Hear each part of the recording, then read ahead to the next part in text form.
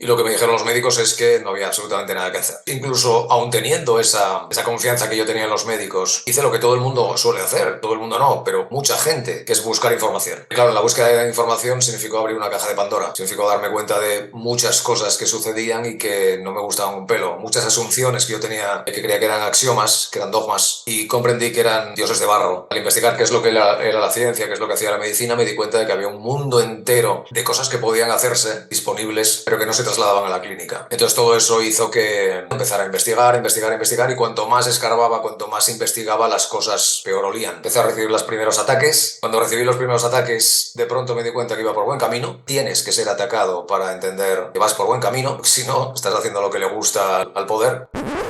Ninja de la vida, me ha parecido fascinante esta charla que acabo de tener con Alfonso y lógicamente lo voy a tener que invitar una segunda vez más adelante porque mi libreta, mientras estaba hablando con él, estaba todo tachado con un montón de notas, parecía que fuera mi segundo cerebro ahí mismo. Y no es de extrañar, yo creo que el episodio de hoy se te va a pasar rapidísimo. Es absolutamente increíble y fascinante, ya no solo los conocimientos que tiene Alfonso, sino cómo una persona de un hecho tan trágico como es el fallecimiento de tu mujer después de una década luchando con ello y aún así los médicos te decían, no, es que la esperanza de vida, yo qué sé, era de 2 años, ¿no? Y terminar viviendo 10. Pero aparte de esto, lo que me parece también muy fascinante es que de un hecho tan trágico pueda sacar el jugo para convertir como es la exploración del conocimiento sobre el cáncer en su misión, en su propósito, en su meta, en algo por lo que vivir, el hecho de informar a los demás, de divulgar estos temas sin tener un background o una titularidad, como a España le gusta mucho eso de la titulitis. Tenemos mucho titulitis, ¿no? De el ad verecundiam, que se llama en latín, que es el argumento de autoridad, en el que, sí, pero ¿tú qué sabes si no eres médico? ¿Tú qué sabes si no eres etc.?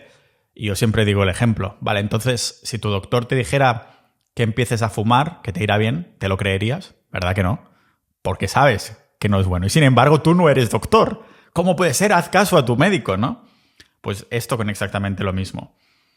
Me ha recordado sus inicios cuando me lo explicaba a mí, salvando las distancias. Bueno, salvando las distancias en cuanto a la temática. Su temática es totalmente trascendente. Tiene un impacto brutal en personas. Estamos hablando de no de cambiar vidas, sino de salvar vidas cuando se habla de cáncer y divulgar sobre un tema que cuesta muchísimo de divulgar porque hay tantísimos tecnicismos que las personas además se solapan en cuanto a la tanta información que hay por ahí, ¿no? No sabes realmente, ostras, es que claro, si me equivoco eso puede terminar en la muerte. Es un pensamiento que tira mucho para atrás. Así que antes de dejaros con esta conversación que os va a fascinar, como digo, quiero agradecer a las personas que han hecho posible que me enterara de que exista Alfonso y su proyecto Cáncer Integral, que son los miembros de Sociedad.ninja. Ahí dentro de Sociedad Ninja, en el canal de salud, tenemos un hilo donde hablamos de cáncer y se comparte información interesantísima. Desgraciadamente, pues todos conocemos a personas que han tenido o van a tener cáncer o tienen actualmente cáncer, y los ninjas de la vida que hay en Sociedad.ninja, la comunidad del podcast, no es una excepción. Por eso hay personas que lo viven de forma directa y están ahí compartiendo información súper interesante. Y lógicamente, todas las personas que están ahí y que esta información la van consumiendo del día a día, Alfonso es una persona que es una referencia. Y además va con este paradigma que en Sociedad Ninja y en el podcast también tenemos, que es el hecho de que la información oficial acostumbra a ser lo contrario a lo que deberíamos hacer. Es como una casualidad de la vida cuando encuentras un punto que sea verídico, ¿no? Términos de nutrición, hazlo todo al revés y a lo mejor te cuelan una verdad por ahí como que el azúcar es malo, pero entonces todo lo otro igualmente está al revés. No comas carne, pues voy a comer carne. No tomes el sol, pues voy a tomar el sol. Y casualidades de la vida, tu salud termina por ahí, ¿no? Y parece que en el lobby de lo que son las farmacéuticas, la farmacia, como nosotros nos gusta llamarlo, también tienen que incluir alguna verdad por ahí.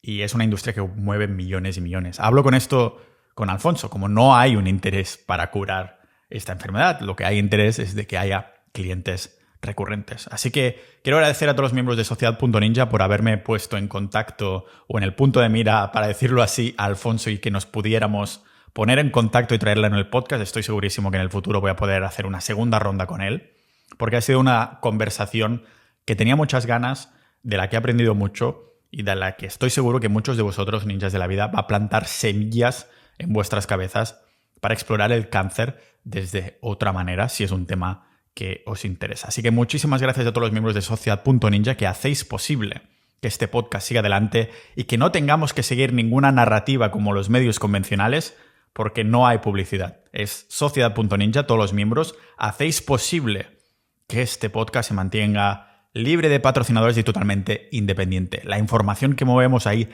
de todos los temas, no solo del cáncer por ahí dentro, sino también de Bitcoin, de salud en general, de fitness, de psicología, de relaciones, de todos los temas que importan en la vida para ir un paso más por delante al 99% de la población, es gracias a vosotros y es gracias a vosotros también que podemos traer este pedazo de invitado como el que tengo hoy. Así que sin haceros esperar más, muchas gracias por estar aquí, a llegar hasta el final y nos vemos en este episodio aquí en el podcast multipotencial de Pau Ninja.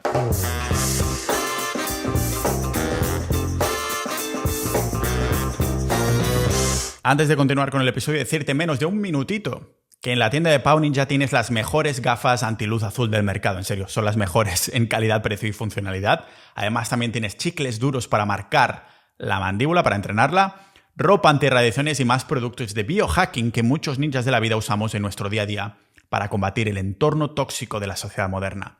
Comprando en la tienda de Pau Ninja, estás haciendo que este podcast se mantenga 100% independiente, sin publicidad de patrocinadores que puedan manchar nuestra libertad de información. Así que ármate para la vida yendo a la tienda de Pau Ninja que tienes en las notas de este episodio o buscando en Google tienda Pau Ninja. Y si antes de comprar pones el cupón podcast, bueno, te llevarás un descuento que es mi manera de agradecerte que oyentes como tú estéis haciendo posible que este proyecto siga adelante de forma totalmente libre. Ámate la vida armándote para la vida en la tienda de Pau Ninja mientras sigues disfrutando de este episodio.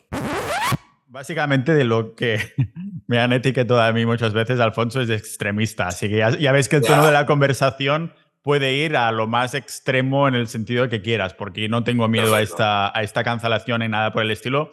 Mi afán no es convertirme en una especie de medio pues típico, ¿no? Convencional, al máximo de personas posible, sino un poco, yo creo que la tendencia que tienen Internet es que estos pequeños grupos ya tienden a encontrarme a mí o a encontrar a su propia tribu de personas que dicen, ostras, de pronto se me ha abierto la mente conociendo al caso de Alfonso, un ingeniero industrial que de pronto decide especializarse en obsesionarse con lo que es el cáncer y lógicamente de lo que he escuchado sobre ti, que ahora te preguntaré, y de esta misión o este propósito en el que estás metido, pues has terminado en caminos pues que van en contra absolutamente a lo que es el establishment, el dogma y demás. Entonces, yo creo que siempre va bien hacer una pequeña introducción, a pesar de que habré hecho la intro después de haber grabado ahora contigo. Vale. Nadie mejor que tú explicarnos un momento de qué es esto, el tema del cáncer, que es algo que a muchos les puede parecer... Wow, van a tocar un tema que es un poco así porque todo el mundo conocemos a alguien que ha tenido, va a tener o tiene cáncer y entonces, claro, queda como cómo se atreven de hablar de un tema así. Entonces, ¿qué es lo que te puso a ti con esta obsesión de informarte sobre el cáncer? Bueno, lo que me puso, ya lo he contado muchas veces, está disponible en mi blog, pero lo cuento con mucho gusto. Es la enfermedad en mi mujer que le diagnosticaron un tumor cerebral en 2004. Y esa enfermedad, que al principio parecía que estaba controlada con un par de craniotomías, reapareció en 2008. Y lo que me dijeron los médicos es que no había absolutamente nada que hacer. Entonces, incluso aún teniendo esa confianza que yo tenía en los médicos, hice lo que todo el mundo suele hacer. Todo el mundo no, pero mucha gente, que es buscar información. Claro, la búsqueda de información significó abrir una caja de Pandora. Significó darme cuenta de muchas cosas que sucedían y que no me gustaban un pelo. Muchas asunciones que yo tenía, que creía que eran axiomas, que eran dogmas, y comprendí que eran dioses de barro. Al investigar qué es lo que era la ciencia, qué es lo que hacía la medicina, me di cuenta de que había un mundo entero de cosas que podían hacerse disponibles, pero que no se trasladaban a la clínica. Entonces todo eso hizo que me pusiera las pilas en ese sentido, empezar a investigar, investigar, investigar, y cuanto más escarbaba, cuanto más investigaba, las cosas peor olían. Entonces, al final lo que hice fue, al principio, hacer un blog, que es cancerintegral.com, de una manera casi por explicarme a mí lo que iba investigando, pero de pronto empezó a venir gente, a venir gente, a venir gente. Me posicioné en el caso de dieta cetogénica contra el cáncer bastante fuertemente inicialmente, porque en aquellas prácticamente nadie, muy pocas personas hablaban de ese tema. Estamos unos cuantos chalaos solamente. Empecé a recibir los primeros ataques. Cuando recibí los primeros ataques, de pronto me di cuenta que iba por buen camino. Sí. No, tienes que ser atacado para entender que vas por buen camino, porque si no, estás haciendo lo que le gusta al poder. Y entonces seguí por ese camino y me di cuenta de que conforme más investigaba, más sabía, y eso me empezaron a decir, a sugerir el hecho de escribir libros al respecto. Yo pensaba que iba a escribir un libro, monté un crowdfunding, obtuve dinero suficiente como para dejar el trabajo y enfocarme única y exclusivamente en esto. Y luego cuando estaba investigando me di cuenta de que un libro se quedaba cortísimo. Entonces al final lo distribuí en 7. Y de momento ya llevo escritos, creí que iban a ser 300, 400 páginas, y llevo escritas 1500 de 4 libros, y me faltan por escribir otros 3. Wow. Y entonces esa es lo que tú acabas de decir. Ha sido una suerte, entre comillas. Lamentablemente, bueno, mi mujer falleció al final, aunque mucho después de lo que se suponía que iba a estar, a vivir. Pero he tenido la suerte, entre comillas, que se entienda lo que estoy diciendo, de que eso me permite encontrar mi propósito. O sea, esto es para lo que he venido aquí, a este mundo. Lo tengo clarísimo. Y esa es más o menos la sucinta introducción.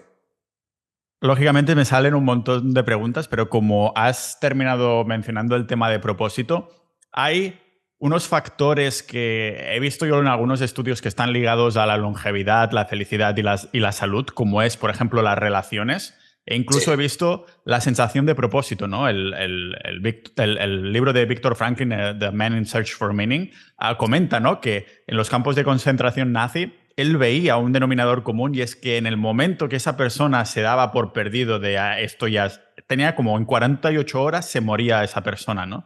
Y yo he visto casos de personas próximas a mí que han tenido cáncer y que fallecieron justamente después de que me transmitieran la información de que esa persona se había dado por vencido. A lo mejor podría ser casualidad o a lo mejor no. No sé si... Claro, habrás entrado en un montón de temas técnicos, científicos, de cosas que a mí o a algunos oyentes se nos irían a menos que compremos o obtengamos alguno de tus libros. Sin embargo, ¿has mirado también factores como que parecen menos cuantificables, como es el tema de las relaciones o este propósito? Fíjate si lo he mirado, que voy a dedicar un libro entero, Ah, vale. que será el siguiente que quiero escribir. Es Emociones, Mente y Cáncer, Ujú, que va también en el pack de lo que estás diciendo. ujú. Y estoy absolutamente de acuerdo contigo, es completamente cierto. El caso también de las parejas en el que se muere un cónyuge que llevan 50 años viviendo juntos y de pronto el otro se muere a las 2 semanas. Eso es así. Es decir, el tema de las emociones, de la mente, es tremendamente importante. De hecho, uno de los factores, o algo que parece un denominador común de todas aquellas personas que sobreviven al cáncer o que consiguen vivir muchos años más, es que de pronto tiene una especie de catarsis. Y esa catarsis no implica un hecho concreto. Es decir, no es que algo que a esa persona le ha desencadenado esa catarsis vaya a funcionar en otros, sino que cada uno tiene ese proceso catártico que busca de una manera diferente. En todos los casos se produce esa especie de iluminación donde dices lo voy a conseguir, o estoy tranquilo, o estoy relajado, bien sea por el conocimiento, casos como el de Ben Williams, que yo siempre resalto en el blog, que es un superviviente de un glioblastoma multiforme que tiene un año de esperanza de vida, incluso con el mejor tratamiento, y que lleva, no sé si lleva 30 y tantos años vivo. Su catarsis fue el conocimiento. En otras personas su catarsis es tocar el manto de la Virgen. A mí eso no me iba a funcionar. Es decir, no podemos quedarnos mirando el dedo. ¿Qué tiene? No, es que a esa persona le indujo algo que produjo esa sensación de catarsis. Y nos encontramos en un terreno apasionante, en donde ya no podemos decir que es esotérico. Podemos decir que la ciencia ya empieza a ver la realidad de ese proceso, aunque todavía no podamos bajarlo a la tierra y definirlo en ecuaciones. Pero el mecanicismo que nos han enseñado hasta ahora durante muchas décadas tiene que empezar a olvidarse. Tenemos que empezar a abrirnos a la maravilla y a cosas que... Y eso en realidad es cojonudo porque nos abre un mundo de posibilidades de investigación magnífico. Pero sí, el tema de... Y Viktor Frankl es claramente el referente.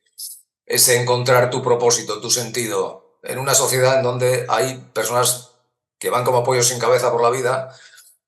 Si cuando les preguntas qué es lo que esperan, es esperar a jubilarse lo antes posible. Es una sensación y se ha forzado, se ha buscado. Es una ingeniería de buscar que las personas estén conformes, que tengan un locus de control externo, que no tengan una motivación interna, que no traten de mejorar. Eso conduce a una sociedad pasiva en donde las personas cuando tienen un cáncer es lo que el médico diga y ya está. Ese paciente que tiene que empezar a tomar las riendas de su vida. Ese es el cambio de mentalidad fundamental. Y cuando no hay ese cambio de mentalidad fundamental, cuando la persona baja los brazos, al final obtienes tú lo que has dicho, que es que la muerte viene a llamar a tu puerta. ¿Crees que habrá en un futuro, no sé si conoces ya algún médico que empiece a tocar estos temas en el sentido de que alguna persona que está, que tiene a lo mejor cáncer o se le acaban de diagnosticar lo que sea, del mismo modo que ahora hay médicos que en temas como la depresión dicen, mira, te voy a dar unas pautas de cosas que tienes que hacer y quiero que esto te lo tomes como si fuera un medicamento que te estoy recetando. No sé si en España los médicos también van por ahí, pero esto me lo decía una amiga de Noruega, ¿no? Que el médico me ha dicho esto. Y entonces él le decía, ejercicio X veces a la semana, salir a pasear, algunas cositas más que dices, coño, son los hábitos ancestrales de toda la vida que parece que, Exacto. sobre todo en el norte, cuando hay, aquí en Estonia, por ejemplo, que está nevando un montón ahora mismo, pues dices, ay, me quedo en casa, qué palo ir al gimnasio, etc, Yeah. etc, etc. No sé si ves en un futuro o en la actualidad profesionales de la salud que tengan pacientes con cáncer que también les puedan decir autointrospección, búsqueda de propósito, qué tal están tus relaciones o estamos aún muy lejos de esto. Lo que es muy interesante tu pregunta, muy buena pregunta. Sí que los hay, pero están aquellos que ya han cogido la sierra y han partido por la mitad y han dicho, ahí os quedáis, y se monta su propio centro o decide ir por su cuenta, y esa gente, hay mucha gente que está haciendo algo parecido. Su problema es que no hay algo sistemático. Es decir, aquí estamos un poco todos como pollos sin cabeza haciendo cosas y por eso el proyecto que voy a empezar ahora en breve, que luego si quieres te lo explico. Pero sí que empiezo a notar también, porque yo llevo ya desgraciadamente demasiados años en esto y lo que noto es la tendencia. Es una tendencia en donde cuando hace 10 años, tipos que decíamos, todo enfermo de cáncer tiene que hacer ejercicio de fuerza en función de sus capacidades y sus posibilidades. Evidentemente no es lo mismo un abuelete de 70 años que un tío de 30, pero todos tienen que hacer ejercicio de fuerza y cada vez que lo decía aparecía una manada de personajes a llamarme de todo. Eso ya no pasa y ya empiezo a ver profesionales ya establecidos dedicados única y exclusivamente al ejercicio físico para pacientes de cáncer. Entonces, esa tendencia también se está viendo, pero es una tendencia muy tímida de momento. Y aquellos profesionales que lo hacen a hurtadillas, porque son aquellos que se pueden encontrar con serios problemas, aquellos que intentan salirse un poquitín de la caja y hacer algo diferente para sus pacientes. Eso lo vemos constantemente. Pero sí, y cosas que se pueden hacer desde lo que tú acabas de hacer de sentido común, porque los estudios así lo dicen, hasta, por ejemplo, en psicología ya empieza a haber terapias como de aceptación y compromiso que se aplican a algunos pacientes de cáncer. La psico-oncología en algunos casos está yendo por ahí, pero luego también temas un poco más en la tierra, más digamos, químicas, ¿no? Porque mente y cuerpo es una dicotomía falsa, no hay tal cosa como mente y cuerpo, somos una mente y un cuerpo, las dos están imbricadas. Mantener tu salud intestinal bien, tomar magnesio, no sé qué decirte, incluso en algunos casos utilizar drogas estoy hablando en estados psicodélicos, viajes psicodélicos que nos permiten en algunos casos eliminar el miedo a la muerte a esos pacientes, y no solo es una cuestión de calidad de vida, sino de cantidad, debido a que esa eliminación del miedo a la muerte hace que tu paisaje hormonal mejore y mejore tus expectativas de vida por una cuestión bioquímica. Y muchas otras cuestiones que se pueden hacer, muchas otras terapias que se pueden hacer y que poco a poco van calando. Pero que lamentablemente, ya digo, no hay una sistematización, no hay una unión de personas que podamos decir lo más conveniente es hacer esto, esto, esto y esto. Pero eso permea en la profesión médica y en la población, va poco a poco penetrando. Uno parece que no se da cuenta, pero ya te digo que haciendo un recuento, un recuerdo de lo que había hace 10 años, el paisaje es bastante diferente. Y espero que las cosas, yo sí confío en que las cosas van a ir a mejor.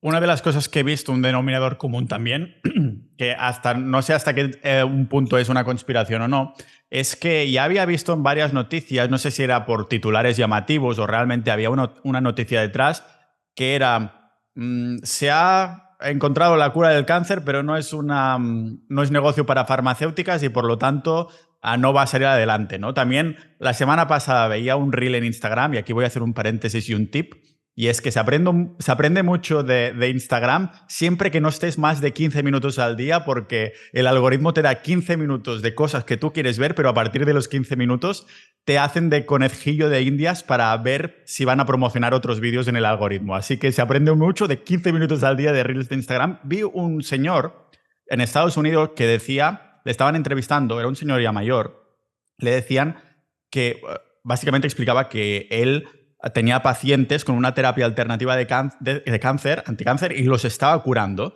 Y entonces, al cabo de un tiempo, lógicamente, cuando estás curando pacientes de cáncer, él decía esto, pues captas la atención de todo lo demás, ¿no? Entonces le vino como la policía, el gobierno, no sé qué, y le chaparon la clínica con la excusa de esto, no tienes suficiente autorización, no sé qué. Bueno, que básicamente estaba sacando clientes de quimioterapia, que al fin y al cabo en Estados Unidos sabemos que el lobby de la farmacéutica, de la medicina, si en España o en Europa a nivel global ya es muy grande, pues por sectores aún lo es más, ¿no? Claro, yo no sé hasta qué punto esto era verídico, que realmente estaba curando pacientes o no, pero realmente ahora mismo es una pregunta muy directa y a lo mejor redundante, entonces te puedes explayar lo que quieras. ¿Se puede curar el cáncer si se quiere o realmente es algo que sí, puede que no? No, no, no, eso de que se puede curar el cáncer, no, no. Hay algo que tiene que quedar muy claro, muy claro. Vamos a ver cómo lo explico. No existe ninguna bala mágica. Es decir, la gente está esperando a ver si encuentran la cura porque sea una cosa que te inyectan o te tomas y tal. No. El camino que sigue la ciencia ahora mismo es incompatible con la posibilidad de curar. ¿Por qué? Porque se basan en aislar pathways, caminos bioquímicos, para encontrar una molécula que vaya a ese pathway, y la complejidad orgánica es demasiada como para que eso vaya a suceder. Entonces, no existe, pero tampoco existe en la parte alternativa. Eso es la parte que quiero que quede bien claro, y que eso es lo que hace que se tiren piedras contra nuestro tejado con personas que queremos que honorablemente alcanzar una solución. Por ejemplo, la terapia de Bursinski, de antineoplastones, o, bueno, decían que había hallado la cura del cáncer y que le habían fastidiado la vida. Que le habían fastidiado la vida porque estaba ayudando probablemente a los enfermos, no tengo ninguna duda, ¿eh?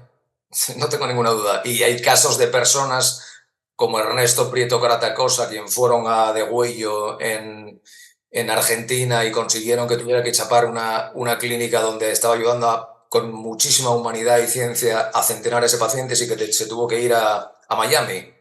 Eso sucede, que quede claro. Pero cura del cáncer no, ahora mismo nadie tiene la cura del cáncer. ¿Por qué? Porque la cuestión es obtener la combinación de terapias ya existentes. Es decir, a ver cómo lo explico. ¿La cura del cáncer ya tenemos las herramientas para curar el cáncer? Rotundamente te digo que sí. A ver, con un 99,99999% de probabilidades. Siempre, nunca digo nada con total y absoluta certeza. La cuestión es encontrar esas combinaciones, porque existen literalmente decenas, centenares de terapias, y lo sé porque las he reunido, todas, y las estoy analizando e investigando. La cuestión es ponerlas a prueba. Pero claro, amigo, ¿cómo las pones a prueba en un sistema de ensayos clínicos dominado por corporaciones que solamente ponen a prueba una molécula de cada vez y además patentable?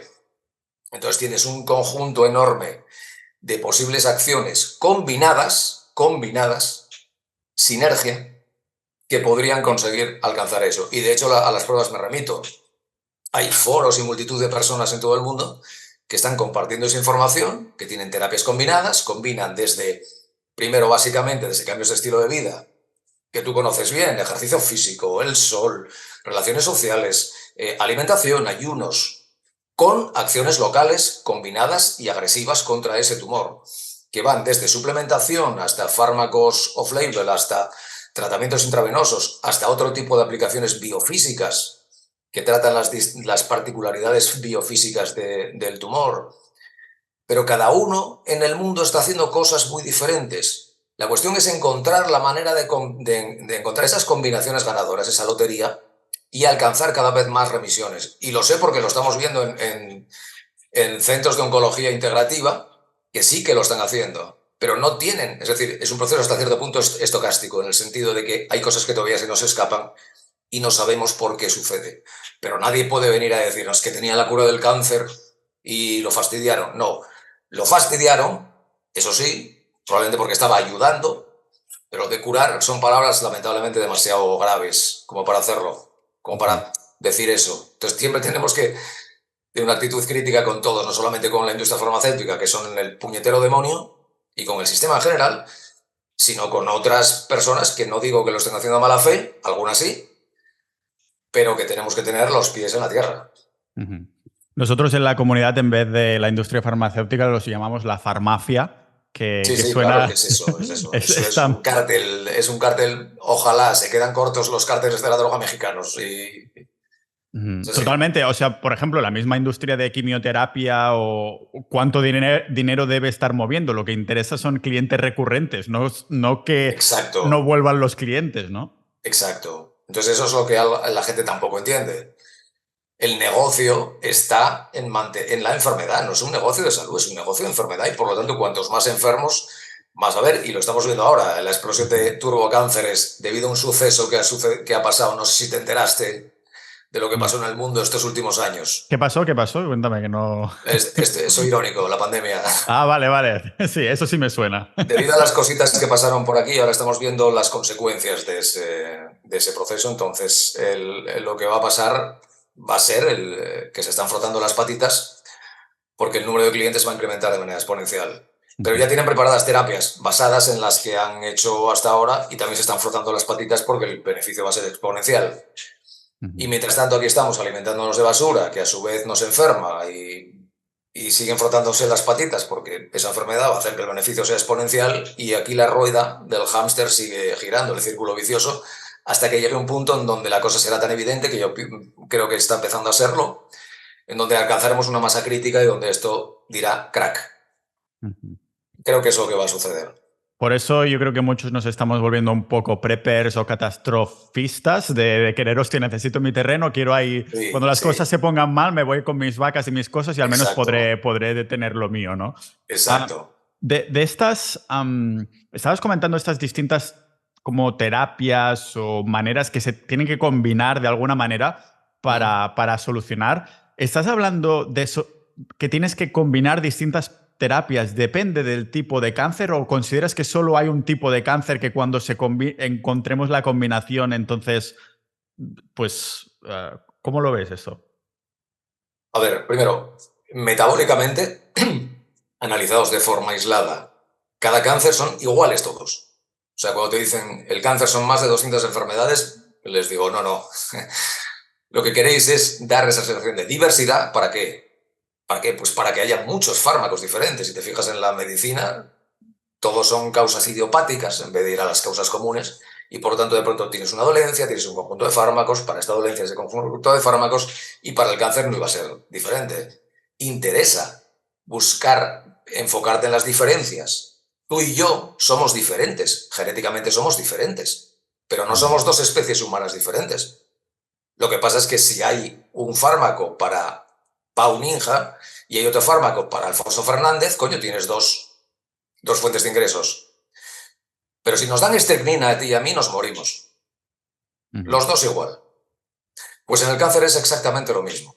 Lo que hay es diferencias en su localización Sí que puede haber ciertas pequeñas diferencias en función del tejido primario donde aparece, pero por ejemplo, no es lo mismo operar un cáncer de páncreas o un tumor cerebral en donde a la hora de operar no tienes márgenes suficientes porque no puedes llevarte por delante medio páncreas y medio cerebro, que si tienes un melanoma localizado, te cortan un poco más de piel y Santas Pascuas. Si no tienes metástasis, te puedes olvidar del melanoma, pero eso no sucede en el cáncer de cerebro o en el cáncer de páncreas.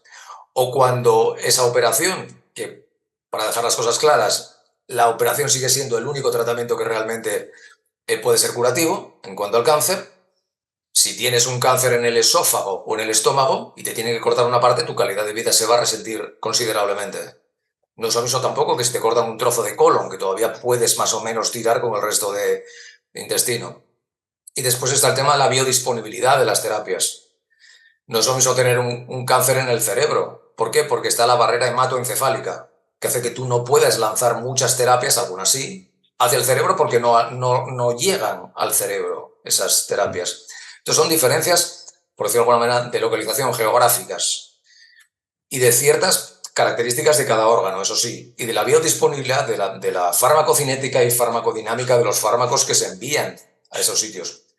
Pero cada cáncer en cada sitio son todos iguales, exactamente iguales. Eso es lo que tiene que quedar claro. Y por lo tanto, cuando todos los estudios, si miras los estudios, te dicen, en los cánceres de cabeza y cuello, el efecto Warburg, no sé qué, vale, te vas. Los cánceres, en los melanomas, el efecto Warburg, y en todos es lo mismo. Hablan de cada cáncer en particular, pero luego al final todo es lo mismo. Entonces, el cáncer en sí es una sola enfermedad. Una sola. Otra cosa es que interese que haya múltiples fármacos para cada localización por motivos que no tienen nada que ver con la ciencia ni con la obtención de una cura. En este podcast siempre hago mucha referencia a que cada vez soy más liberal a medida que pasan los años porque uno de los factores del liberalismo clásico es que no cree en esta propiedad intelectual precisamente porque el tema de patentes parece que nos hace retroceder un montón cuando el libre mercado, la libre competencia podría utilizar esta información para crear mejor, avanzar más, etc. etc. Quería retroceder un poco cuando hace referencia a que el cáncer es una sola enfermedad y es una enfermedad metabólica. ¿A qué te refieres con enfermedad metabólica? Para que, al fin y al cabo, el podcast va de tantísimos temas y desgraciadamente no nos podemos poner mega ultra técnicos y estas Sí, cositas las vamos a definir, pero esperamos que sirva de semilla para que lean tu blog, para que escuchen más entrevistas y que cojan esta enciclopedia de 7 libros de cáncer que seguro que va a ser más productiva que Harry Potter. Bueno, que a mí Harry Potter me encantó, ¿no? Pero al menos el tuyo es lo opuesto a lo fantasioso y va a indagar en esto. Entonces, a enfermedad metabólica. Quede claro que yo las causas, el inicio de un cáncer, no estamos seguros de por qué es. Nadie lo sabe, ¿eh? Cuando te dicen que es porque unas genes mutan, bueno, chico, si tú lo dices, lo que sí es cierto es que, por ejemplo, hay una correlación perfectamente evidente entre diabetes, hipertensión, obesidad y todo tipo de enfermedades metabólicas con el cáncer. Eso para empezar. Es decir, respecto a las causas tenemos eso. Pero en cánceres ya iniciados, cuando los analizas, te das cuenta de que son una auténtica bomba hipermetabólica. Es decir, para empezar, tiene un consumo aumentado de glucosa en varios órdenes de magnitud respecto al cuerpo, y de hecho por eso está la tecnología de emisión de positrones, el PET, que es una técnica en la cual se envía un análogo estructural de la glucosa al tumor, que lo capta ávidamente creyendo que es glucosa. Es un marcador radioactivo que cuando te ponen esa imagen se te enciende en el cuerpo en aquellas zonas donde se ha acumulado ese análogo de la glucosa. Eso para empezar, eso es lo que más o menos toda la gente sabe, con ese reduccionismo de que si cortas la glucosa puedes curar el cáncer. Eso, bueno, lamentablemente no es así, ojalá las cosas fueran tan fáciles. Pero luego tiene un consumo exagerado de glutamina, tiene una dependencia absoluta de un aminoácido que es la metionina. Y luego a la hora de establecer sus procesos catabólicos, enzimáticos, metabólicos, como los de cualquier tejido, utiliza una serie de enzimas, en muchos casos casi específicas del tumor, se llaman isoenzimas tumorales, de tal manera que están sobrerepresentadas en esa masa tumoral y son bastante diferentes en algunos casos a las isoformas sanas. Entonces, de esa manera tú puedes lanzar inhibidores específicos de esas enzimas que vayan al tumor y que no perjudiquen al cuerpo sano. Hay una serie de características que distinguen al tumor y que las diferencian claramente del cuerpo sano, de los tejidos sanos. Y por lo tanto, esos deberían ser objetivos terapéuticos. ¿Qué más cosas suceden? Por ejemplo, esa masa tumoral, ese tumor, está como encapsulado en una especie de, bueno, sí, de cápsula que se llama microambiente tumoral. Y cuando lo analizas, esa cápsula es muy parecida a un embrión. Tiene unas características muy parecidas a un embrión, pero aberrante, un embrión muy diferente. Y cuando analizas su interior, te das cuenta que tiene otras características diferentes a las del resto de tejidos. Una acidez extrema fuera de las células tumorales, una alcalinidad extrema dentro de las células tumorales, hay un cambio de polaridad eléctrica, hay unas diferencias de temperatura, son más fríos los tumores. Podríamos estar así hablando hasta mañana, pero hay una lista larguísima de características metabólicas que los hacen únicos y que si tú fueras a terapias dirigidas a esas características metabólicas, irías contra cualquier tumor. Y además con la fiabilidad de que ibas a diferenciar claramente entre el tejido neoplásico y el tejido sano. Y por lo tanto no tendrías los efectos secundarios que tienes cuando lanzas una quimioterapia y arrampla con todo, con cuerpo sano y con tumor. Y por lo tanto, cuando digo que el cáncer es una enfermedad metabólica, es porque su metabolismo es un objetivo, o debería ser un objetivo extraordinario, de extraordinario potencial, para crear una serie de terapias, y además todas ellas combinadas. Imagínate si vas a una terapia que le corte el acceso de glucosa, otra que le envíe, yo qué sé, el tumor acabar a hierro, muchísimo hierro, lo mismo que una infección. Bueno, pues intentamos utilizar ese hierro para lanzarle algo que produzca un desequilibrio oxidativo y que directamente es que se rompa por dentro el tumor. Le cortamos el acceso a la metionina, no sé, le hacemos una terapia de hipertermia para que se caliente.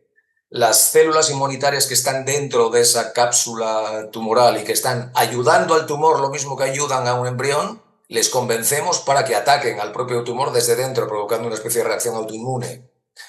Son muchísimas cosas pero una amplia, es decir, no es solamente una cosa, no solamente la glucosa, es que hay como decenas de posibilidades terapéuticas que podrían aplicarse si se aplicaran a la vez y que implicarían una diferencia, un game changer, del día a la noche, y que no se están haciendo, porque cuando tienes la gallina de los huevos de oro y una manera de hacer así y hacer siempre lo mismo, pues vas a seguir haciéndolo. Y desde hace 7 décadas, ahora ha habido cambios con inmunoterapia y esas cosas, pero desde hace 7 décadas la quimioterapia se ha basado en 4 tipos de quimioterapia, no hay más.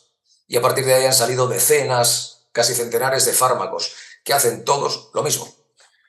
Ese es el cambio de mentalidad que tenemos que tener, porque el sistema no va a hacer esto, porque el sistema gana demasiado dinero como para cambiar. Somos nosotros quienes tenemos que, entre todos, médicos honestos, enfermos, familiares y ciudadanos que tienen corazón y cabeza y algo más, pues hacer algo al respecto. Una persona que ha llegado hasta aquí, que se está informando o que le pasa este episodio a personas que conozcan relacionados con el cáncer, ¿cómo estas terapias o estas maneras de atacar de distintas maneras el tumor que estabas mencionando, esto ya existe? O sea, una persona puede ir a algún sitio y decir, investigadme y dadme todas estas terapias distintas, el térmico, el de antiglucosa, etc. ¿Dónde va una persona que dice, yo no quiero hacer quimioterapia porque no me lo creo, sé que es un negocio que no está en mi mejor interés? ¿Dónde va alguien así? ¿Se tiene que ir a un mercado negro de China que le hagan? Esa es la pregunta que me llevan haciendo desde hace tantos años, y eso es lo que yo he intentado hacer, porque claro, la cantidad de información que hay es sencillamente, a un enfermo de cáncer empiezan a buscar información y se le echa un mundo encima donde no sabe qué hacer, literalmente.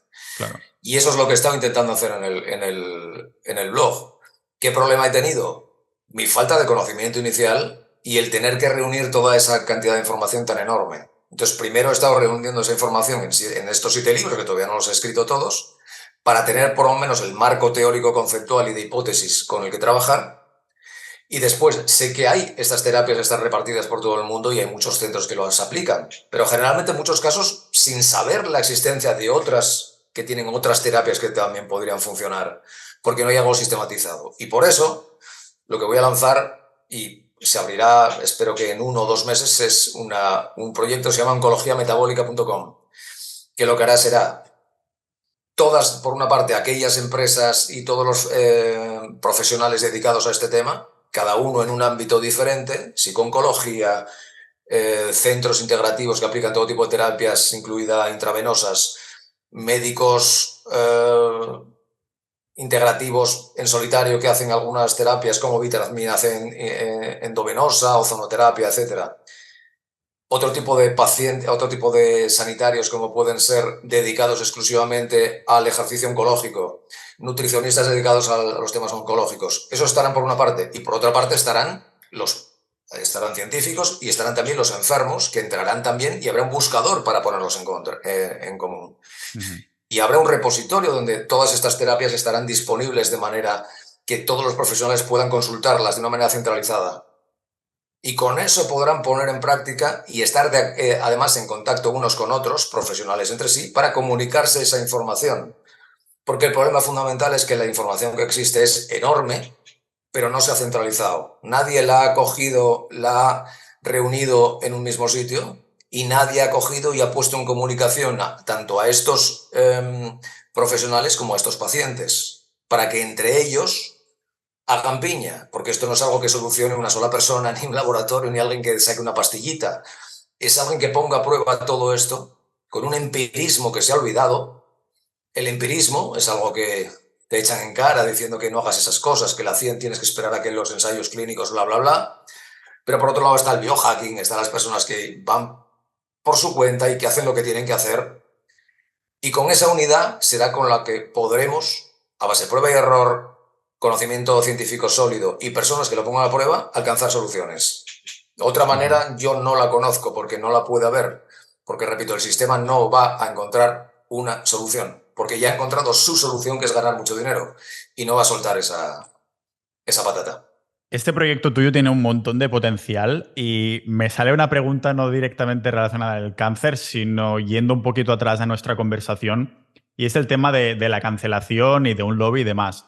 No sé si te has planteado que esta web esté alojada en un sitio donde no te lo puedan tumbar, porque la mayoría de servidores están en servidores de Amazon. Y me acuerdo, por ejemplo, cuando Donald Trump pues, sacó su red social propia, pues le tumbaron desde los servidores de Amazon o así. Lo que me refiero es, si tienes o ya has tenido ciertos indicios de que hay muchas ganas de que una persona como tú se pueda cancelar, es decir, de una persona que realmente está ayudando y que potencialmente pueda sacar millones de la industria de la que estamos hablando, que puedan venir y decirte, oye, usted no tiene estos documentos o estos títulos o esta web está haciendo más daño que bien, a pesar de que a lo mejor las reviews de todos los usuarios digan, pues a mí me ha funcionado lo que sea. ¿Te has planteado esta parte más? Porque yo incluso, depende del tipo de publicaciones que he hecho en Instagram, en el podcast, se ve algo en las estadísticas, en las gráficas, que se ve que hay cierta manipulación de los algoritmos que es muy real, ¿no? Incluso cuando en teoría Internet nos tiene que liberar, pero el Internet que usamos la mayoría, si no vas en la dark web, realmente es un tipo de Internet que está mega ultra manipulado. Entonces, ¿cómo te proteges de este lobby? Ninja de la vida, si te apasiona la salud ancestral, desenmascarar dogmas nutricionales, construir un cuerpo fuerte y resiliente al paso del tiempo, entonces seguro que también te habrás sentido un bicho raro, un incomprendido. Para mí es difícil intentar explicar sin sentirme juzgado por qué mi dieta se basa en carne roja sin verduras, por qué tomo el sol sin crema, por qué no tengo gafas de sol o por qué no utilizo Bluetooth.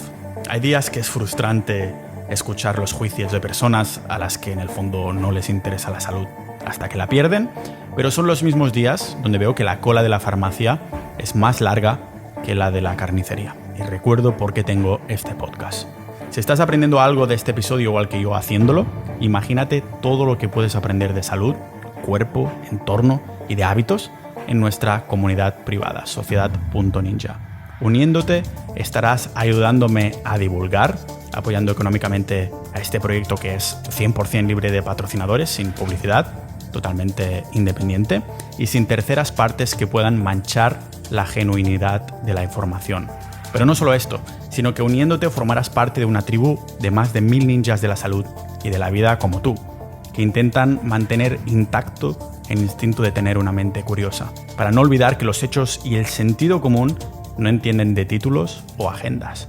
En Sociedad Ninja compartimos datos, debates, experiencias de nutrición, fitness, salud y noticias que no verás en los medios tradicionales, pero sobre todo compartimos valores. Entra a formar parte de un círculo de personas con esta llama interior que quieren encender más que el fuego de campamento que usaron nuestros ancestros, también para transmitirse experiencias, historias, sed de aprendizaje, pensamiento crítico, inquietudes e información crucial para la supervivencia. Porque estamos ante la supervivencia de la salud del hombre y lo que sepamos ahora nos avanzará a los cambios que nos deparen los mercados. No creo que haya sido alguna vez algún encuentro o un retiro de fin de semana donde las comidas sean exclusivamente de carne de pasto. Pues así lucen los retiros y quedadas de Sociedad Ninja que organizamos por toda España y alrededor del mundo.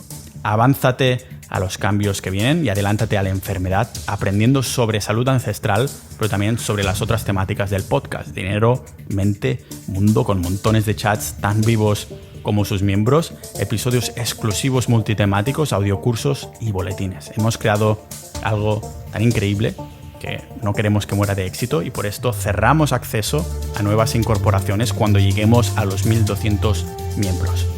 Únete ya a Sociedad Ninja y conviértete en un ninja de la vida. Primero, tengo abogado, eso para empezar. Segundo, no tratando nunca ningún caso de manera individual. Si alguien me envía un email y recibo muchos emails, por favor, ¿podrías ayudarme? Jamás les doy ningún consejo individual diciéndoles yo no puedo hacer eso. Lamentablemente yo no les puedo hacer eso. Todo es público y lo que hago es divulgar y con una base de estudios detrás, con lo cual es muy, muy, muy difícil atacarme. Al principio me atacaban en masa. Hace 10 años he tenido linchamientos que lo flipas, de asesino, te vamos a insultar, te vamos a llevar a la policía, Sociedad Española de Oncología Médica, denuncien a este hijo de puta. Bueno, era lo habitual. Entonces, por eso tuve que ponerme un armazón de unos artículos de una extraordinaria profundidad, unos artículos que la gente me decía, es que yo esto no lo puedo leer porque es demasiado técnico. Y yo le decía, mira, es que lamentablemente tengo que labrar mi reputación con los médicos primero. Y tengo que protegerme diciendo, no, vas a tener que venir a mi despacho a machacarme argumentativamente delante de toda la gente, pero no lo vas a poder hacer porque tengo el armazón argumental es demasiado duro como para que tú vengas a decirlo. Me importa un bledo que seas oncólogo, que seas quien seas, no vas a poder. Entonces, la defensa es esa también. Es la profundidad de todo aquello que expongo. La defensa también es la cantidad de personas que empiezan a hacer presión, en el sentido de decir, no puedes engañar no puedes llamar estafador a una persona y que todas esas personas se den cuenta de que estás haciendo una labor honesta. No puedes. Alcanzar al público directamente es una muy buena defensa. Y después ya cuestiones más técnicas. Bueno, en su momento me intentaron tumbar la web por el tema de la ley de protección de datos. Y la tuve cerrada un mes porque es cierto que no cumplía esa mierda de ley que lo único que protege es a las grandes empresas que hacen lo que les da la gana, pero sirve para las delaciones, las envidias y tal. Entonces los temas los tengo más o menos preparados. Y otros temas sí que tengo para defenderme y para protegerme de otra índole, que prefiero, de otra índole. Y sí, pero bueno, ¿qué vamos a hacer? He emprendido este camino y ya sé qué es lo que hay. La defensa será que realmente yo no seré ahora quien yo solamente seré un organizador. Estoy ofreciendo información ya disponible, no estoy mintiendo, ahí están las referencias científicas. Estoy concitando a muchos enfermos y muchos profesionales. Vas a tener que acabar con todos ellos. Y además, si tienes esta web se puede replicar de muchas otras formas. Eso es bueno, que yo no quiero personalizarlo en mí. De hecho, en algún momento a lo mejor habré cumplido mi función y si alguien viene y toma el mando y lo hace ellos o alcanzamos una solución, yo me dedicaré a otras cosas, no tengo ningún problema. Entonces, bueno. Sí, con una industria que mueve tantos millones, yo creo que es eso, no tiene sentido protegerse de algo así, porque igualmente has hablado también, cuando has tocado el tema de la quimioterapia, ¿significa que la quimioterapia no sirva o sí que sirve y hay que ir con cuidado con esto? Ese es el problema, es cuando, o sea, la mejor mentira es la que tiene una parte de verdad. Ujú. Es decir, que la quimioterapia puede servir algo, sí, claro, pero aquí hay, como siempre, multitud de matices, multitud de aristas. Las personas que han conseguido resultados y que han remitido su enfermedad, en un porcentaje de los casos muy alto, han utilizado también medidas convencionales. Es decir, cuando alguien me dice, no, no utilizó quimioterapia y se salvó y tal, yo le digo, es posible, ¿eh? Es posible que haya cosas que se hagan, pero tienen que ser cosas, medidas bastante agresivas y terapias endovenosas y tal para poder obtener esos resultados. Pero la quimioterapia en sí, a ver, no es tanto solo la quimioterapia, sino cómo se utiliza, de qué manera. Porque, por ejemplo, tú si antes proteges tu cuerpo y consigues conocer metabólicamente el tumor, tú puedes hacer que esa quimioterapia no te fastidie tu cuerpo sano y vaya casi focalizada exclusivamente al tumor, y entonces hablamos de otra cosa distinta, hablamos de un animal distinto, cuando consigues enfocarlo al tumor. Pero para eso tienes que hacer unas acciones concomitantes. El tema del ayuno, el tema de la alimentación, el tema de ciertos suplementos, de ciertos fármacos adyuvantes a esa quimioterapia, de ciertas maneras de... no solamente en cantidades, sino en tiempo. Es decir, hay momentos del día donde funciona mejor que en otros. Todo ese tipo de variables, todas esas variables que van asociadas al uso de la quimioterapia, generalmente se desconocen y es un one size fits all, es decir, mandan la quimioterapia a todas las personas de la misma manera en vez de hacer ciertas acciones que permitan proteger al cuerpo. Esa es lo que yo llevo diciendo, y lo que a mí me hacía mucha gracia es que me atacaban diciendo que yo estaba promoviendo esas medidas y que quitarle la quimioterapia al enfermo, decir que no utilice quimioterapia. Coño, pero si estoy haciendo todo lo contrario, vuestra querida quimioterapia, estoy tratando de que funcione mejor, estoy tratando de proteger al enfermo, porque ahora eso no sucede. Entonces, el problema del tema del cáncer es que salen las dicotomías constantemente. Es la ausencia de matiz a la hora de juzgar una situación que requiere una opinión tremendamente matizada, porque la sociedad no quiere matiz, la sociedad quiere blancos y negros, respuestas inmediatas, interruptores. De hecho, a mí la gente ya me ha atacado algunos por decir que por qué decía de utilizar la quimioterapia. Llegamos a ese extremo, es decir, al extremo opuesto, decir que la quimioterapia no tiene que utilizarse nunca. Y luego, ¿qué haces con un enfermo que no tiene opciones terapéuticas, que no tiene acceso a un médico integrativo, que no tiene dinero para acceder a unas terapias integrativas que en muchos casos son muy caras? ¿Qué haces con esa gente? Le recomiendo quimioterapia metronómica, por ejemplo, a dosis bajas pero constantes, que lo que hacen es no joder el cuerpo mientras haces opciones. Pero claro, tienes que hacer cosas también tú, tienes que coger las riendas de tu vida. Y eso requiere un esfuerzo, y algunos enfermos literalmente prefieren morirse a hacer una dominada o a querer hacer una dominada. Entonces, aquí hay tantas cosas de las que hablar, tanto matiz, tantas cosas que rascar, que quedarse en la superficie como estoy escuchando constantemente en los medios es un insulto. Me has hecho una pregunta muy buena que requiere ese matiz. Ese decir, no te puedo decir ni sí ni no. Te estoy diciendo que la quimioterapia en sí es una basura y es un veneno, eso lo sabe todo el mundo, pero que si la vida te da limones tendrás que hacer limonada. Eso sí, utilizándola de la manera más racional posible, para que el enfermo no salga destruido, como pasa constantemente, incluso que mueren debido a la quimioterapia, para protegerse. Y ahí sí que hay maneras de protegerse, incluso de conseguir que esa quimioterapia sea eficaz, pero allí donde debe, que es solo en el tumor. Voy a hacerte la misma pregunta ahora en dos contextos. En uno es en un paciente con cáncer y en otro es prevención del cáncer, o en otras palabras, estar sano, para llamarlo así. Has comentado muy bien esto de que one size fits all es en alguien que tiene un cáncer, hay pues un montón de variables que hay que considerar, ¿no? Lo que decíamos al principio también, todos somos humanos, necesitamos oxígeno, necesitamos agua, hay algunas cosas como muy bases, ¿no? Que nos hacen, pues, estar vivos al fin y al cabo.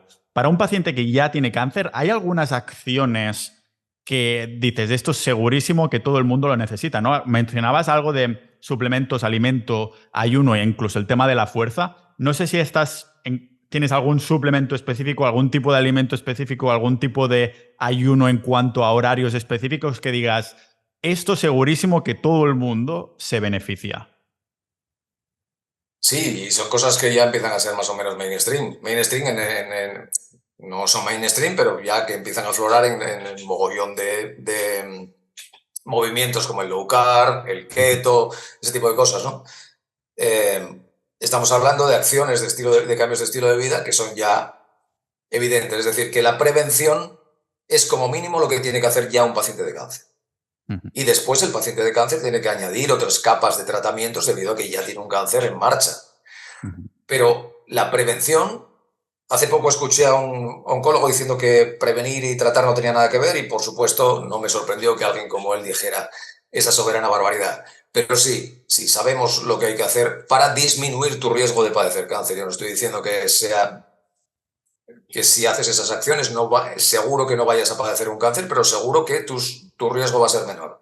Estamos hablando de ejercicio de fuerza, estamos hablando de horas de sueño, estamos hablando de lo que decíamos antes, de unas relaciones sanas, no relaciones tóxicas. Estamos hablando del control del estrés. En el mundo contemporáneo es muy difícil, pero tienes que intentarlo. Estamos hablando de la higiene lumínica, de que las frecuencias de la luz por la noche no torpedeen tu generación de melatonina, que es la directora de orquesta del resto de hormonas.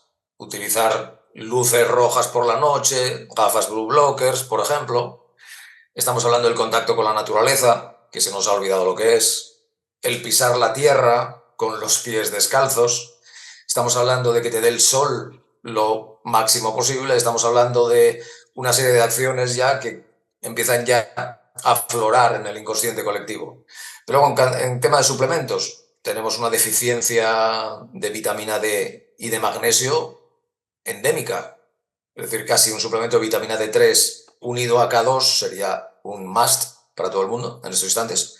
Un suplemento de magnesio sería un must para todo el mundo. Esos dos son los que yo creo que todo el mundo debería estar tomando, independientemente de su situación, porque impactan profundamente, son una base que impacta profundamente en una miríada de cuestiones corporales.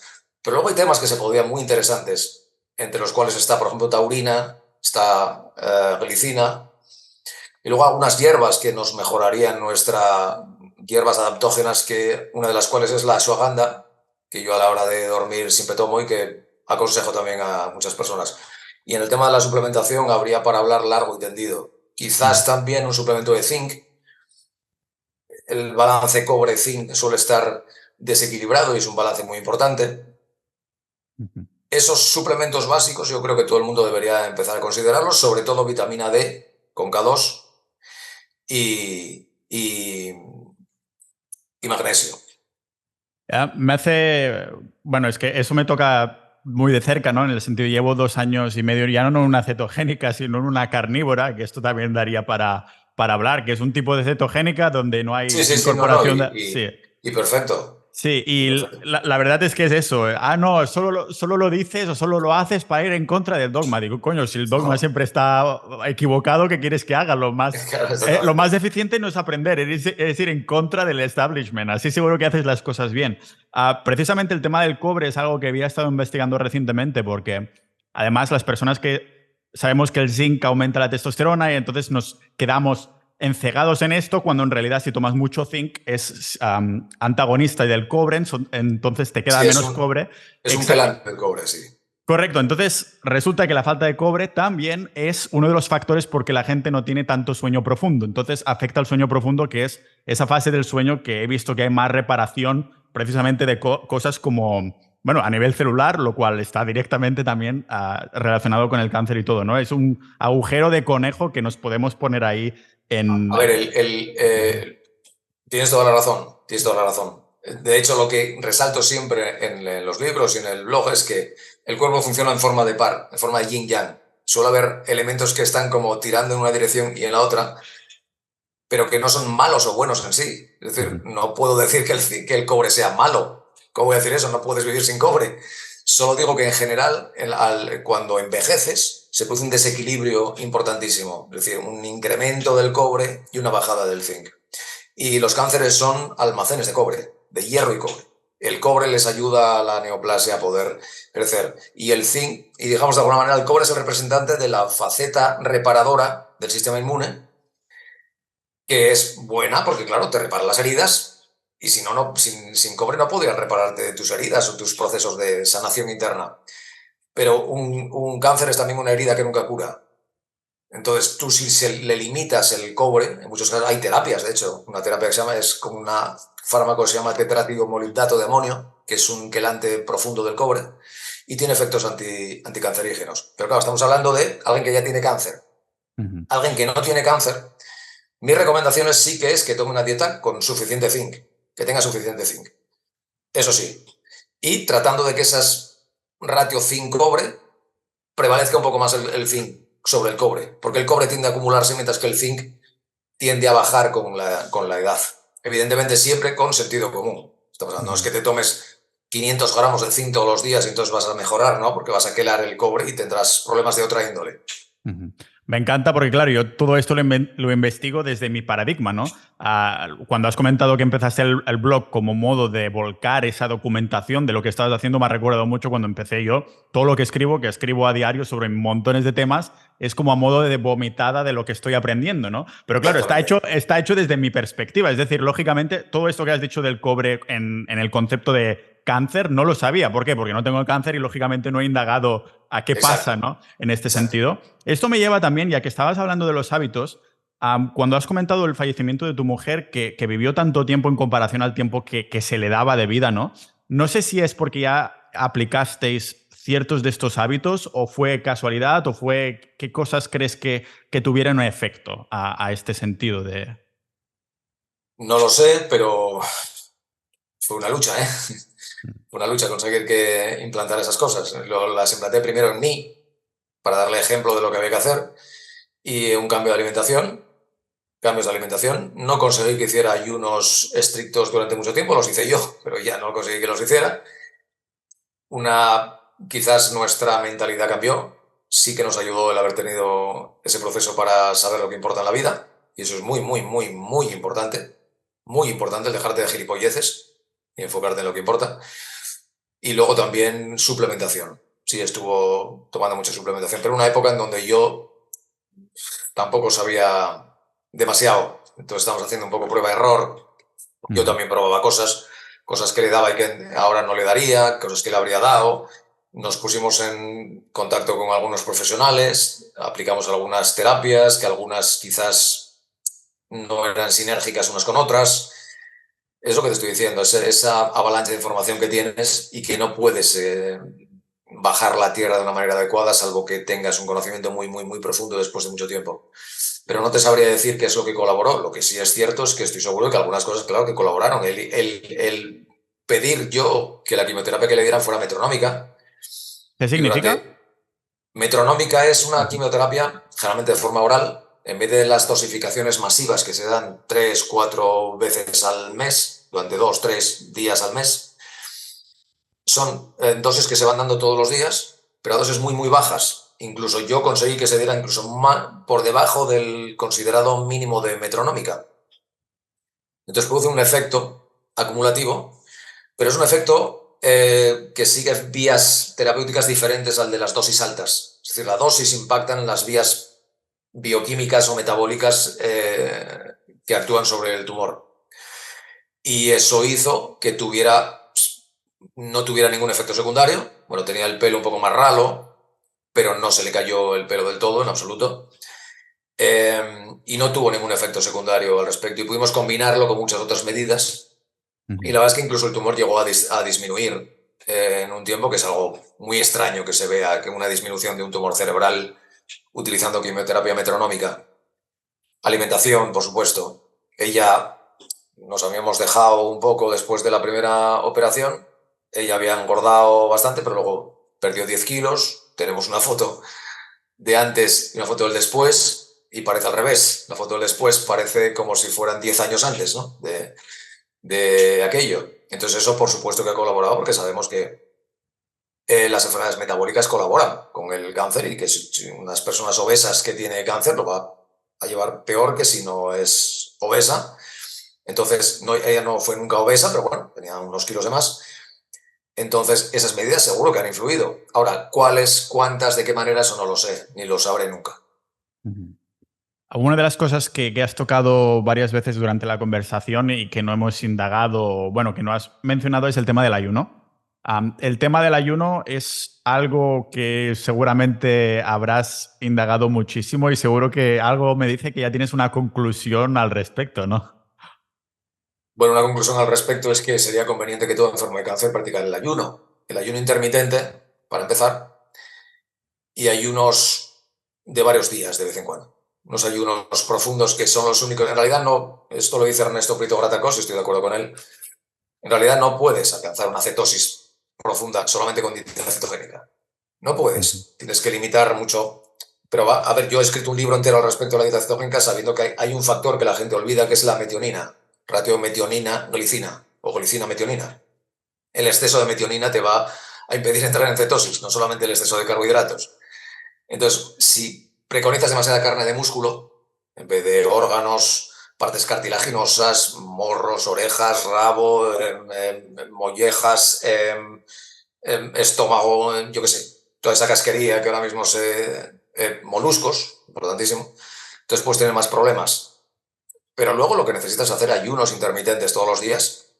Es una medida que metabólicamente, no solamente por el tema de la cetosis, que también, sino por otras cuestiones diferentes, van a permitir que tu cuerpo luche activamente contra el tumor. Es decir, lo que estamos haciendo es hacer que tu cuerpo luche contra el tumor. No es tanto una medida antitumoral directa, Ujú. eso quiero que quede claro. No hay muchas cosas que sean antitumorales directas, sino de decir, no, el cuerpo sano va a competir con el tumor, no solo lo va a atacar, sino que le va a quitar recursos y va a llevárselos para él.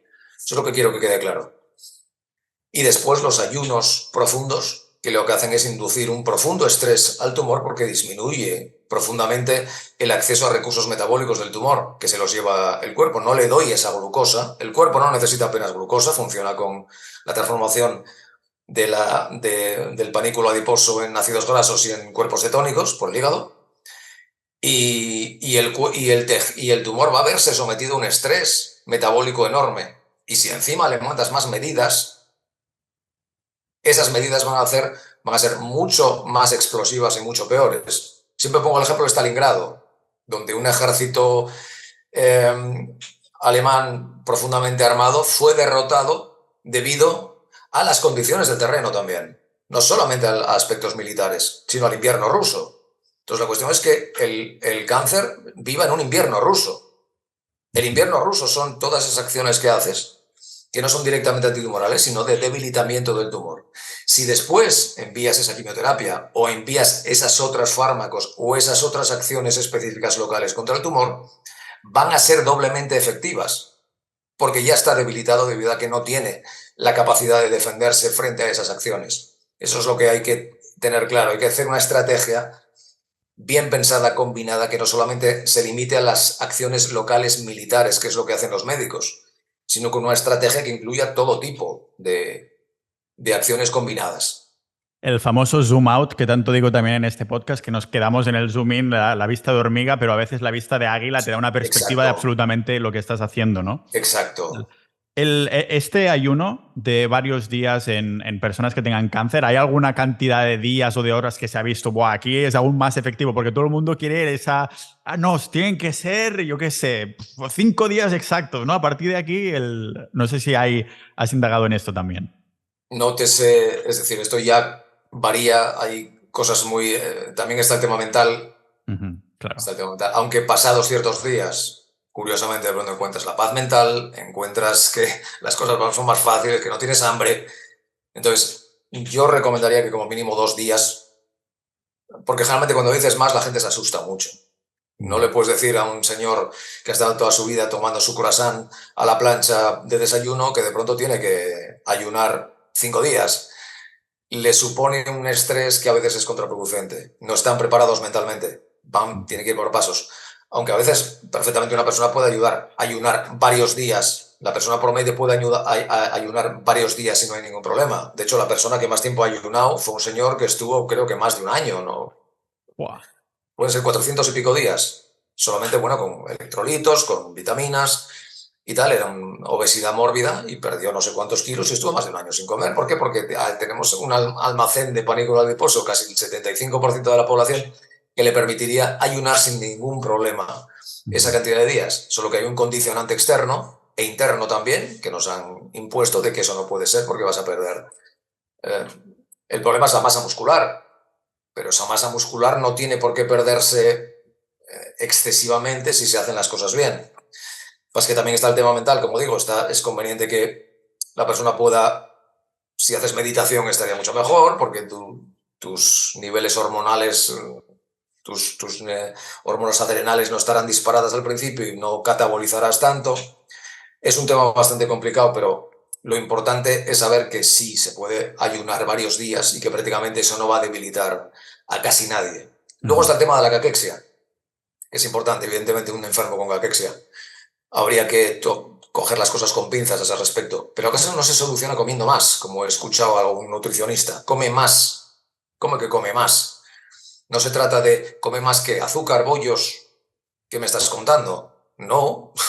El problema es la pérdida de la masa muscular. Y para mantener la masa muscular tienes que comer con la cantidad suficiente de proteínas, no tantas que nutran al tumor, y con ejercicio físico. Eso es así, de fuerza, que permita mantener esa masa muscular, porque el músculo es un poderoso regulador metabólico y además está compitiendo con el tumor.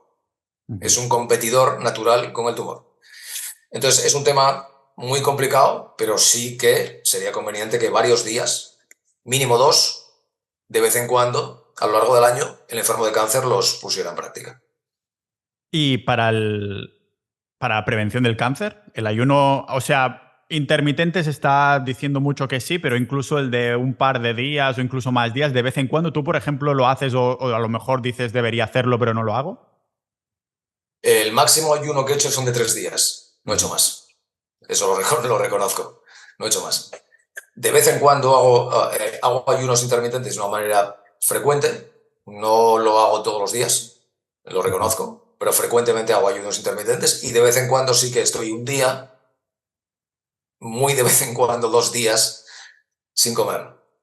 Y es un regulador, es un inductor de autofagia, que la autofagia es un tema bastante complicado respecto al cáncer, pero que si no tienes cáncer es una manera extraordinaria de hacer una especie de limpieza, de reset corporal, que hace que se limpien todas las impurezas y vuelves otra vez a empezar, por decirlo de una manera para que se entienda. Respecto al cáncer, la autofagia es un poco más complicado porque el cáncer genera su propia autofagia local que le ayuda, pero se desconecta esa autofagia local de la autofagia sistémica. Entonces, no, cuando dicen, no, es que no puedes hacer ayunos porque generas autofagia que ayuda al cáncer. No, el cáncer va a hacer lo suyo independientemente de lo que tú hagas con tu cuerpo. La autofagia lo que hace es proteger a tu cuerpo, de nuevo, para que luche contra el cáncer, que va a hacer lo que le dé la gana. Él va a ir a su bola y va a generar sus propias... Es una máquina de supervivencia, como cualquier embrión. Es un embrión aberrante que tratará por todos los medios de sobrevivir y de poner el cuerpo sano a los pies de los caballos, a sus pies. De ahí el fenómeno de la caquexia. Y por eso tienes que luchar con esa comunicación del tumor hacia el cuerpo, haciendo que tu cuerpo esté lo más fuerte posible. Y el ayuno va a permitir que tu cuerpo esté más fuerte. Y luego hay que hacer acciones específicas que vayan contra esa autofagia local, tumoral, que el tumor genera, por decirlo de alguna manera. Y hay maneras de hacerlo. Pero el ayuno no puede considerarse como una herramienta negativa para el enfermo de cáncer. Uno de los factores de esta fuerza que has comentado es la masa muscular.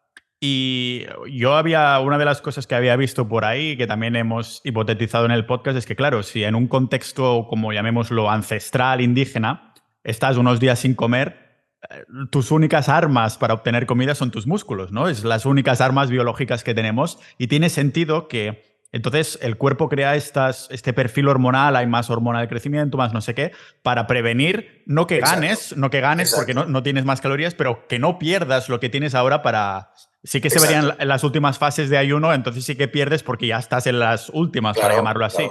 Claro. Esto me hace preguntarte una cosa porque aquí yo hago muchas hipótesis de nuestros ancestros. En nuestros ancestros, hablando de 50.000, 100.000 años, ¿había cáncer entonces, antes de la invención de la agricultura? No sé si hay pruebas o hay algo que a lo mejor ni siquiera te importa, porque dices, a mí me importa el cáncer ahora, qué es lo que está sucediendo, pero ¿se sabe si hay pruebas de que había algunos sujetos anteriores que esto a lo mejor era un tumor y murió de esto? No, no, tienes razón en que no me importa demasiado, pero sí que me importa en el sentido de que apostilla, es decir, cuando se dicen antes no había cáncer, sí que había cáncer. Y probablemente se hayan descubierto tumoraciones o procesos tumorales muy antiguos. Pues porque yo no estoy diciendo que eso no haya existido nunca. Claro que ha podido existir, ha existido siempre. De hecho, todos tenemos algún proceso tumoral en marcha, pero nuestro sistema inmunitario se hace cargo de ello. Pero por esa misma razón puede haber personas y yo reconozco que genéticamente pueden venir dispuestas a que su sistema inmune no esté bien dispuesto y entonces podrían tener un tumor incluso en aquellas condiciones. Por supuesto que sí. La cuestión es la tasa de cáncer. La tasa de cáncer, que es lo que importa. Hasta hace unas cuantas décadas o centenares de años, las tasas de cáncer no eran hasta los niveles de epidemia que se están viendo ahora, incluso corregido por edad. Es decir, no es que ahora vivamos mucho más que entonces, que ese es otro mito. No es que vivamos tanto más que se vivía antes, sino que por edad las tasas de cáncer están disparadas ahora mucho más que hace centenares de años. Eso es así. Que el cáncer se conocía, por ejemplo, en la época del Antiguo Egipto, sí, aunque bueno, se alimentaban a base de grano, eso también es verdad. Hay casos de cáncer en todas las épocas, pero no eran considerados como casos, en muchos casos, raros. Es decir, cosas raras que alguien tuviera un cáncer de esas características, mientras que ahora es lo habitual, que 1 de cada 3 personas, incluso ahora yo creo que es 1 de cada 2, vayamos a desarrollar un cáncer a lo largo de nuestra vida, no es normal. Y eso debería alertar a la gente. Es la tasa de cáncer lo que tiene que alertarnos, no la enfermedad en sí, que en algunas circunstancias ha existido siempre, por supuesto. Se pone mucho énfasis en esto de la nutrición, ¿no? De tanto lo que se comía antes como lo que se comía ahora. También hemos tocado algún tema de hábitos no tantos nutritivos. Has mencionado el tema del sol, de poner los pies en el suelo, lo que es el grounding o el earthing. Entonces, este énfasis en la nutrición queda como solapando cosas que quedan como mitos que no podemos ver. Por ejemplo, si pones los pies en el suelo o ves el sol, no ves un cambio. Cuando comes dices, me siento bien o me siento pesado o me siento no sé qué. Es algo que como mínimo podemos notar, ¿no? Y una de las cosas que has dicho en la conversación, has mencionado la barrera hematoencefálica. Yo cuando hice el episodio sobre las radiaciones electromagnéticas mencioné como Alan Frey, me parece que era en los 50 o los 60, ya dijo que las radiaciones electromagnéticas abrían la barrera hematoencefálica, etc, etc. No sé si el tema de las radiaciones, que es algo que muchas personas dicen, no, si no son ionizantes no hay ningún tipo de problema. ¿Es algo que hayas indagado en este sentido? Si tienes alguna idea en cuanto a radiaciones, si importan tanto como personas como yo estamos diciendo o importan menos como personas como los medios están diciendo. No he indagado exclusivamente, o sea, en profundidad en ese tema, pero sí que lo haré porque el siguiente libro, te he dicho que voy a dedicar un libro a la mente y a las emociones, y hay otro libro, el siguiente que dedicaré es a la biofísica. Vale. La biofísica, es decir, no es solamente bioquímica todo, sino calor, frío, electricidad, magnetismo, sonido, luz. Son esas 6 facetas. Y no me cabe absolutamente ninguna duda de que los experimentos que se están haciendo, estamos literalmente sometidos a un achicharramiento de ondas y por lo tanto eso tiene que tener alguna repercusión. ¿Cuál es la repercusión? No lo sé. Dependerá tal vez quizás de la susceptibilidad de cada persona, del nivel de frecuencias al que esté sometido. Pero esas ondas no tengo ninguna duda de que tienen una influencia. Lo que no me vale es decir, no, eso no afecta para nada. Tú eres científico. Lo que tienes que decir es no lo sé, porque no hay. Es lo mismo que ahora en tantos aditivos que se decía que no, son completamente seguros y ahora se está viendo que no son seguros porque, claro, la dosis acumulativa a lo largo de décadas es lo que tienes que ver. No es que te vayan a freír el cerebro inmediatamente. Pero esas dosis acumulativas y precisamente el peligro que tiene es eso, de que no puedes establecer una relación causa-efecto inmediata, sino que tienes que esperar mucho tiempo y hacer muchas observaciones para que eso suceda. Pero aquí el principio de prevención solamente se aplica para la cúrcuma. Ay, te puede hacer daño la cúrcuma o la ivermectina, que es un fármaco conocido desde hace décadas. Coño, me estás hablando de eso para estas dos sustancias que se conocen desde hace tanto tiempo. La cúrcuma es milenaria, pero no lo aplicas a las ondas electromagnéticas. Por supuesto que tienen una influencia, vamos, yo creo que sí que tiene una influencia. Apostaría que tiene una influencia porque tiene que tenerla, porque no puede no tenerla, porque físicamente es imposible que no la tenga. Ahora, ¿cuánta y cuál sería su extensión? No lo sé, pero seguramente tendríamos que aplicar un principio de precaución y escuchar a aquellos que dicen que establecen esas hipótesis. Ujú. Para ir terminando, bueno, lógicamente este es un tema de que podría dar por horas y a lo mejor en un futuro cuando esté en Asturias en persona, que tengo pendiente entrevistar a algunas personas de ahí, puedo hacer un tour para haceros una segunda versión de entrevista en persona. Voy a ponerte en una Bien. situación, ¿vale? Imagínate una persona que está viviendo en el campo, toma el sol, tiene una nutrición perfecta, cetogénica, con carne, con productos locales, está descalzo, tiene exposición al frío también, etc, etc, pero está totalmente solitaria. No tiene ningún propósito de vida. Todo es perfecto en cuanto a entorno y esa persona está bien en plan, no tiene estrés, está calmada. Yo soy un ermitaño, no tengo ninguna necesidad de tener relaciones de ningún tipo, ni amistades, ni familiares, ni románticas, ni nada. Y tampoco, sí, me gusta hacer mis cosas por aquí, pero no tengo una sensación de propósito. Y otra persona es lo opuesto, ya te lo puedes imaginar. Una persona que está en la ciudad, está expuesta a antenas no 5G, sino 6G. Hay un montón de agentes tipo metales pesados en el aire porque está viviendo en una zona donde hay muchos coches. Y pues lógicamente ni le toca el sol porque está en una oficina donde hay un montón de luces azules. Y sí tiene relaciones románticas, está llena de amor, tiene una sensación de que quiere y le quiere mucho. Y tiene ese propósito que es su trabajo a pesar de que está en una oficina y eso le llena de vida, para llamarlo así. ¿Qué persona crees? Ya sé que es un ejercicio un poco así y lógicamente no tienes que decir este o este, puedes indagar, pero ¿qué persona crees Sí, que sí. tiene más probabilidades de que tenga cáncer? Es una extraordinaria pregunta, es muy buena pregunta, ¿eh? Te lo digo en serio. Y, por supuesto, la respuesta correcta es no lo sé, pero una vez dicho eso, te voy a hablar. Hay un estudio, se hizo un estudio muy curioso en Estados Unidos, no sé si lo conoces, que era una comunidad que se había ido a vivir a Estados Unidos desde Italia y que sus tasas de enfermedad, no recuerdo exactamente si era cáncer o si era enfermedades cardiovasculares, no recuerdo muy bien, era bajísima. Entonces, claro, dijeron, bueno, vamos a investigar qué es lo que pasa con ellos. Seguramente tienen una alimentación muy diferente, basada en alimentos locales italianos, tal. No, no, comían la misma basura que todos los demás. Bebían todos los demás, lo mismo que todos los demás. Trabajaban en lo mismo que todos los demás. Lo único que les diferenciaba era un sentido de comunidad, de asociación, de comunión, de unión entre ellos y de tranquilidad. Y ese era el único factor que los diferenciaba. El único. Y después hay un estudio muy interesante que hablaba sobre la percepción subjetiva de soledad. Escucha bien lo que estoy diciendo. La percepción subjetiva de soledad es lo que el factor fundamental que podía hacer prever el desarrollo de alguna enfermedad. Es decir, no tanto el estar acompañado como el de no sentirte acompañado o tener una soledad que no es la adecuada. Respecto al propósito, que más también a lo que ibas, eso yo no lo sé, pero supongo que tiene que ver también o va enlazado en lo mismo. Uno no está solo cuando estás bien acompañado de ti mismo, me da la sensación. Si no tienes esa sensación de soledad, si sabes lo que quieres y no tienes problemas en estar solo. Hay personas que conocemos que no pueden estar solas, literalmente no se soportan a sí mismas y necesitan estar con alguien porque si no es que no saben qué hacer.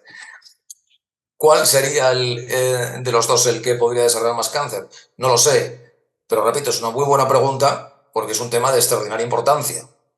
De extraordinaria importancia que yo me gustaría analizar en el futuro, pero no tengo una respuesta, pero no me extrañaría que a lo mejor esa persona sin propósito y soledad de pronto tuviera, haciéndolo todo bien, tuviera un cáncer y la otra no, ¿eh? No me extrañaría en absoluto. Me parece que es una muy buena manera para cerrar porque es así abierto para también el público, para la audiencia que piense, ¿no? También en Muy qué bien. cosas le importan a ellos y qué cosas no. Y sin duda una de las cosas que nos importará es que vayan a visitar tu blog, todos sus proyectos. ¿Dónde te puede encontrar la audiencia? Pues en cancerintegral.com. Si quieren revisar mis libros, estaré, por supuesto, encantado. Y también en oncologiametabólica.com, que es el proyecto en el que estoy ahora embarcado y que espero que sea un antes y un después a la hora de ayudar a la gente. Seguro que lo será, igual que espero que lo sea esta conversación para el resto de la audiencia. Así que, Seguro. Alfonso, muchísimas gracias por haber venido aquí. Me ha encantado la conversación y espero poder hacer una segunda parte en el futuro.